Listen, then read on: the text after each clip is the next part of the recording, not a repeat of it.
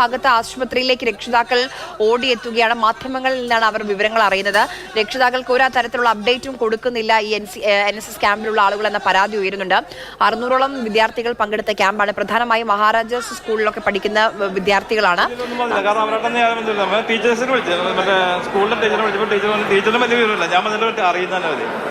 പിന്നെ ടീച്ചർ പറഞ്ഞ് വേറെ കുട്ടികൾക്ക് കുഴപ്പമൊന്നുമില്ല, എന്തെങ്കിലും ഉണ്ടെങ്കിൽ അറിയിക്കാൻ പറഞ്ഞു. പക്ഷേ അതിന് വേണ്ടി വരികയില്ല, ഞാൻ നേരെ പോകുന്നത്. എന്തായാലും വീട്ടിൽ പോയില്ലേ? വീട്ടിൽ പോകും. Thank you. ഇപ്പോഴും രക്ഷകർത്താക്കൾ ഇങ്ങനെ വന്നുകൊണ്ടിരിക്കുകയാണ്. അവർ അകത്ത് കയറി മക്കളെ വിളിച്ചുകൊണ്ട് വീട്ടിലേക്ക് പോവുകയാണ്. എല്ലാ ക്യാമ്പിൽ ഇനിയും തുടരുന്നില്ല എന്നുള്ളതാണ് അവർ അറിയിക്കുന്നത്. അറിയില്ല, പക്ഷേ ഉള്ള കുട്ടികളെ കൊണ്ട് രക്ഷിതാക്കൾ പോവുകയാണോ? ഉണ്ടായിട്ട് അതെ ഉള്ള കുട്ടികളെയും കൊണ്ട് രക്ഷകർത്താക്കൾ വീട്ടിലേക്ക് പോവുകയാണ്. അവർ ഈ ക്യാമ്പിൽ പങ്കെടുക്കുന്നില്ല എന്നുള്ളതാണ് അറിയിച്ചിരിക്കുന്നത്. പക്ഷേ ഇവിടുന്ന് പോകുന്ന കുട്ടികൾക്ക് ആരോഗ്യ പ്രശ്നം ഉള്ളതായിട്ടൊന്നും ആരും പറയുന്നില്ല. നിരവധി കുട്ടികൾ പല രക്ഷിതാക്കളും കുടിക്കാൻ വെള്ളം പോലും ഇല്ലെന്നൊക്കെ പറയുന്നത് കേട്ടു. ഏതോ തിളപ്പിക്കാത്ത വെള്ളമാണ് കൊടുക്കുന്നതെന്നൊക്കെ പറഞ്ഞു. കൊച്ചിയിൽ അല്ലെങ്കിൽ കുടിക്കാൻ വെള്ളമൊക്കെ നല്ല വെള്ളമൊക്കെ കിട്ടിയിരുന്നു. വെള്ളമൊന്നും കുഴപ്പമില്ലായിരുന്നു. ഫുഡ് എങ്ങനെ ഉണ്ടായിരുന്നു? പിന്നെ എങ്ങനെ ഈ പ്രശ്നം ഉണ്ടായത്?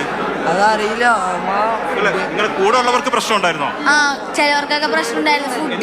ഫുഡിന്റെ പ്രശ്നം ചിലവർക്ക് മാത്രമേ വന്നിട്ടുള്ളൂ. നമ്മുടെ ഗ്രൂപ്പ് ഇതാർക്കും വന്നിട്ടില്ല. ബാക്കിയുള്ള 100ഓളം പേർക്കൊക്കെ ഇതൊക്കെ വന്നിട്ടുണ്ട്. ഫുഡിന്റെ അലർജി, ഫുഡ് പോയിസൺ ആണെന്ന് തോന്നാണ് വന്നേക്കണെന്ന ന്യൂസ് കിട്ടാ. ന്യൂസിലല്ല, നിങ്ങൾ ക്യാമറയുള്ളപ്പോ എന്താ അറിഞ്ഞത്?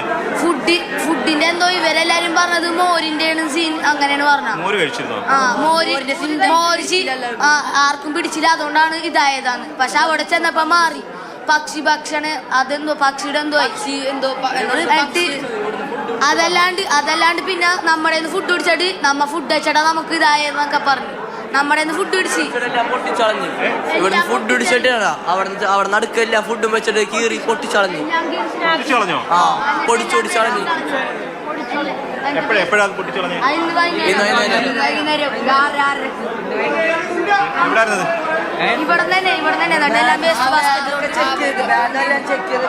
എല്ലാ സാധനവും ഇടിപ്പിച്ചവര്. എന്നിട്ട് എല്ലാം കൂടി ഒരു കിറ്റിലാക്കിയിട്ട് നമ്മ ഇവിടെ നിർത്തി, അവിടെ പരേഡിൽ നിർത്തി.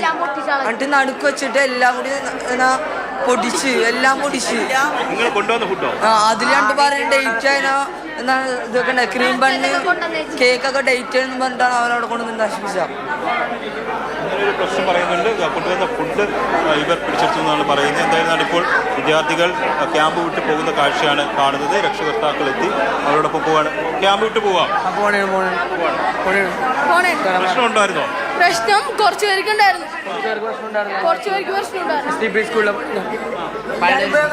എല്ലാവർക്കും പോയേക്കണേ ഹോസ്പിറ്റലിലേക്ക്. ഫുഡ് പോയിസൺ വന്നിട്ട്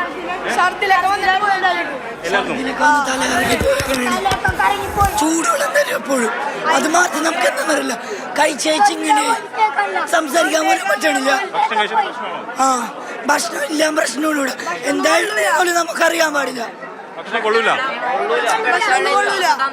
വെള്ളത്തിലൊക്കെ ചെളി വരും.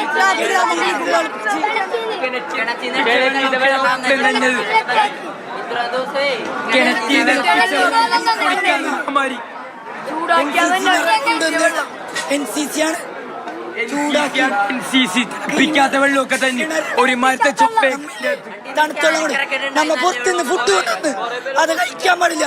അത് കഴിച്ചിട്ടാ പറയണതാണ് ഇവര് പറയണത്.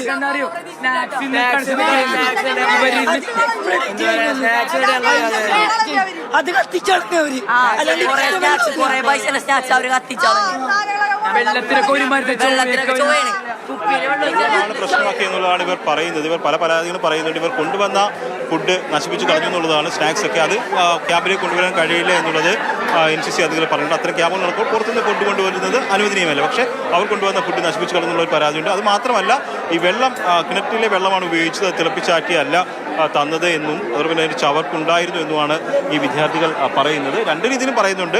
കുറച്ച് ആൾക്കാർ പറയുന്നുണ്ട് അങ്ങനെ ഫുഡിന് പ്രശ്നമൊന്നും ഉണ്ടായിരുന്നില്ല, കുഴപ്പമൊന്നുമില്ല എന്നാണ് പറയുന്നത്. പക്ഷേ ഒരു ഭാഗം വിദ്യാർത്ഥികൾ അങ്ങനെയല്ല, ഫുഡിന് പ്രശ്നമുണ്ടായിരുന്നു, മോശം ഫുഡാണ് തങ്ങൾക്ക് നൽകിയതെന്ന് പറയുന്നു. എന്തായാലും ഈ ക്യാമ്പ് അലങ്കോലപ്പെട്ടു എന്ന് തന്നെ പറയേണ്ടി വരും. കാരണം നല്ലൊരു ശതമാനം വിദ്യാർത്ഥികളും ഇപ്പോൾ ക്യാമ്പ് വിട്ട് പോവുകയാണ്. ഈ ക്യാമ്പ് തുടരുന്ന കാര്യത്തിൽ NCC അധികൃതരും ജില്ലാ ഭരണകൂടവുമായിരിക്കും ഒരു തീരുമാനം എടുക്കുന്നത്. കളക്ടർ ഇക്കാര്യത്തിൽ ഇടപെട്ടിട്ടുണ്ടെന്നുള്ളതാണ് മനസ്സിലാക്കാൻ കഴിയുന്നത്. കളക്ടർ ഈ സ്ഥിതിഗതികളുടെ വിലയിരുത്തിക്കൊണ്ട് ക്യാമ്പ് തുടരുന്ന കാര്യത്തിലൊരു തീരുമാനം എടുക്കും. ജില്ലാ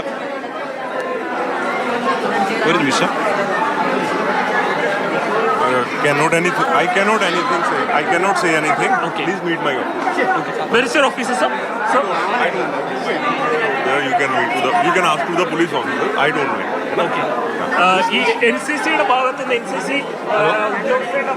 ഉദ്യോഗസ്ഥരും അങ്ങനെ കാര്യമായിട്ട് NCC ഉദ്യോഗസ്ഥരും കാര്യമായിട്ട് പ്രതികരിക്കാൻ തയ്യാറായിട്ടില്ല. ഇത്തരത്തിൽ ഒരു ക്യാമ്പിനെ പ്രതികരിച്ച് ആരും സംസാരിക്കാൻ ഇതുവരെ രംഗത്ത് വന്നില്ല എന്നുള്ളത് വളരെ പ്രധാനപ്പെട്ട കാര്യമാണ്. അങ്ങനെ ഒരാൾ വന്ന് ഇക്കാര്യം വിശദീകരിക്കാൻ തയ്യാറാകേണ്ടതാണ്. പക്ഷെ അങ്ങനെ ഒരു കാര്യം ഇവിടെ ഉണ്ടായിട്ടില്ല. ഇപ്പോഴും ഈ വിദ്യാർത്ഥികൾ അങ്ങോട്ടും ഇങ്ങോട്ടും നടക്കുകയാണ്. ഇവിടെ നമുക്ക് ഇവിടെ തന്നെ ചോദിക്കാം, നിങ്ങളുടെ അച്ഛനും അമ്മയൊക്കെ വന്നോ അതോ അങ്ങനെ പോവാണോ? വന്നോണ്ടിരിക്കുകയാണ്. അതുകൊണ്ട് ഇനി ഇറങ്ങി വിളിച്ചായിരുന്നോ? വിളിച്ച് ഫോൺ കിട്ടിയപ്പോ വിളിച്ച സീനിയറിന്റെ കയ്യിൽ നിന്ന്. സീനിയർ ഫോൺ തന്നു. ഇന്ന പോലെ ഇവിടെ പ്രശ്നം ഉണ്ടായപ്പോ അമ്മമാരെ അച്ഛന്മാരെയൊക്കെ വിളിച്ചു. എല്ലാരും പോവാണോ? പോണേ.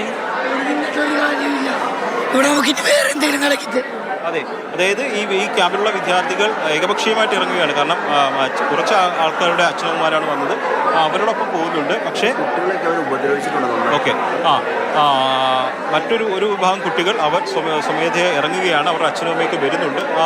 വരുന്ന സമയം കൊണ്ട് അവർ പുറത്തേക്ക് ഇറങ്ങുകയാണ് വീട്ടിലേക്ക് പോകാൻ. അങ്ങനെ കുട്ടികൾ കൂടുതലായിട്ട് ക്യാമ്പ് വിട്ട് പോകുന്ന കാഴ്ചയും കാണാൻ കഴിയും. ഈ ഭക്ഷ്യവിഷബാധ എന്ന് പറയുന്നത് അതൊരു ഗുരുതര പ്രശ്നമായിട്ട് ഈ ക്യാമ്പിൻ്റെ ഒരു അച്ചടക്കത്തെ തന്നെ ബാധിച്ചിരിക്കുകയാണ്.